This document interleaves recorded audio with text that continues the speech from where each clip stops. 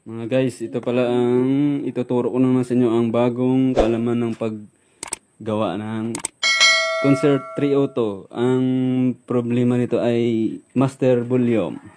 Ito ang model niya. EB302 Concert. Ang problema nito ay garalgal sa buses. Ang bass nito ay mahina.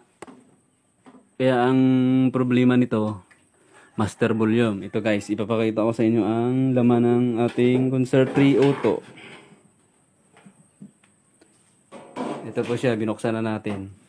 Bali ito guys, binuksan ko na to nung nakaraan pero hindi ko lang natapos kasi bibilhan natin ng volume. Ang nakakabit dito guys ay itong master volume. Ito bali ito ay natanggal ko na. Natanggal ko na itong master volume. Binilan ko ito nung nakaraan sa Haraon ng bago. Ito guys ay 25 pesos lang. Ito ang bago. Ikakabit natin ito ngayon.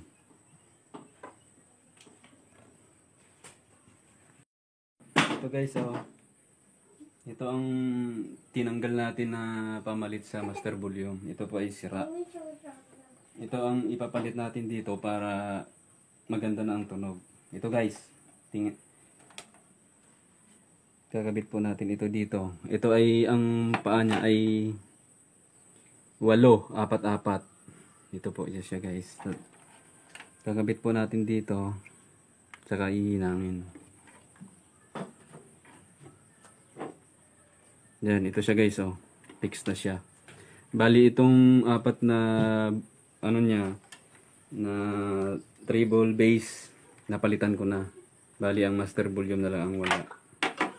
Ay.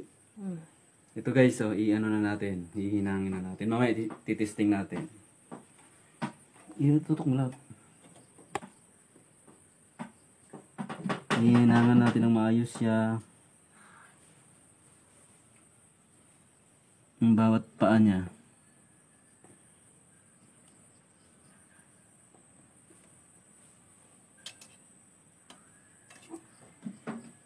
Unahan natin guys ang kabilaan para isa'y matibay.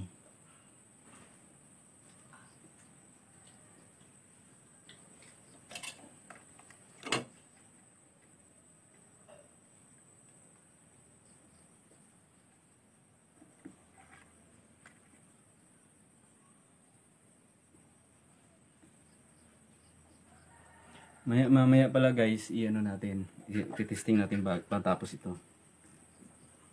Titesting natin sa ito pala binili kong dalawang utso. Crown siya guys, crown. Ito siya guys, oh. Crown Pro 850 PE para dito yan. Dito yan sa ating mid-range. Yan, mamaya guys, sit up natin. Gagamitin natin yung amplifier dito ay ang Concert 302. Tatapusin muna natin sa paghinang.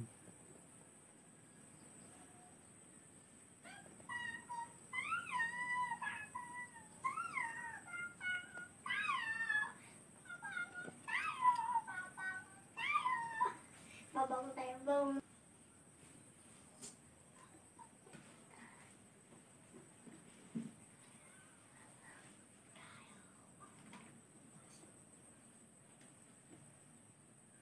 Ayan na po siya.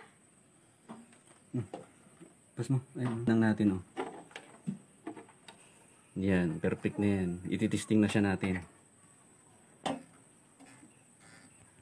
So ito guys, oh, i-coconnect na natin siya. Babalik na natin sa dati.